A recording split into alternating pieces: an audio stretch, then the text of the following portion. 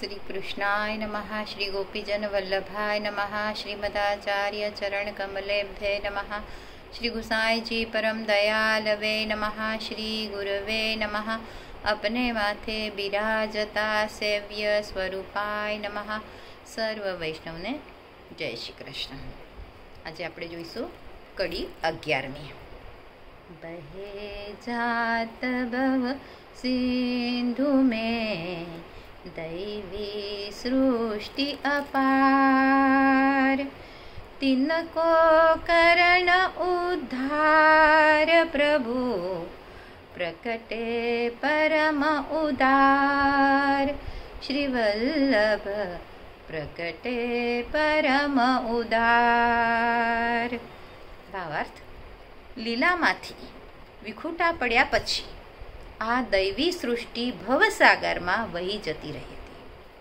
આથી તેનો ઉદ્ધાર કરવા માટે જ પરમ કૃપા કરીને શ્રી વલ્લભ ભૂતલ પર પધાર્યા છે। કડી 12મી। શ્રી વલ્લભ કરુણા કરી કલી में लियो अवतार, महापतित उद्धार के कीनो यश विस्तार। श्री वल्लभ कीनो यश विस्तार। भावार्थ, प्रवर्तमान कलिकालમાં અત્યંત કૃપા કરી મહાપતિત જીવોના ઉદ્ધારાર્થે મહાપ્રભુજી ભૂતલ પર પ્રકટ થયા છે અને સ્વયશનો વિસ્તાર કર્યો છે।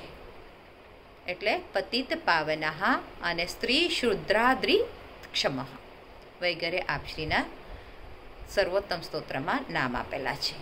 શ્રી સુબોધનીજી અણુભાષ્ય, નિબંધ આદિ ગ્રંથો દ્વારા પણ આપશ્રીના કીર્તિનો વિસ્તાર થયો છે। કડી 13મી।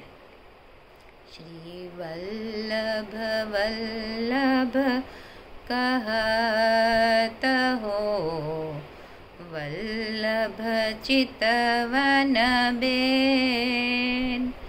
શ્રી વલ્લભ છાંડ और ही भजे, तो नहीं निरखो नैन। श्री वल्लभ तो नहीं निरखो नैन। भावार्थ, मारा चित्तमां अने वाणीमां श्री वल्लभ ज छे। सदा श्री वल्लभना नामनुं स्मरण हूँ करूँ छूं। श्री वल्लभने छोड़ीने अन्यने भजे तो आ बंने नयनो અને અન્ય કાંઈ જ જોવું જોઈએ નહીં। એટલે આ નેત્રો દ્વારા બીજું કાંઈ જ જોવું ન, અથવા બંને નયનો મારા ફૂટી જવા જોઈએ। કડી 14મી। દૂર પરોવા બદન મેં જાકો ચિત નહીં ઠોર।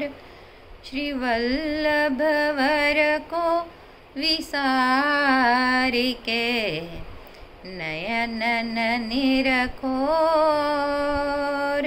श्री वल्लभ नयनन निरखोर। भावार्थ, जेना चित्तमां एकाग्रता નથી અને શ્રી વલ્લભને છોડીને જેના નયનો અન્યને જ નિરખવા માટે આતુર બનતા હોય છે, તેવા જીવના જીવનમાં ધૂળ પડવી જોઈએ। એટલે કે એવા જીવનું જીવન નષ્ટ થઈ જવું જોઈએ, અર્થાત તેવા જીવનો આપણે ધિક્કાર કરવો, એવું આપણને શ્રી હરિરાયજી આ કડીમાં સૂચવી રહ્યા છે। કડી 15મી। सरतागति ज शरणागति जब लेत हो, है त्रिविध दुख दूर। शोक मोहते काढ़ी के देत आनंद भरपूर।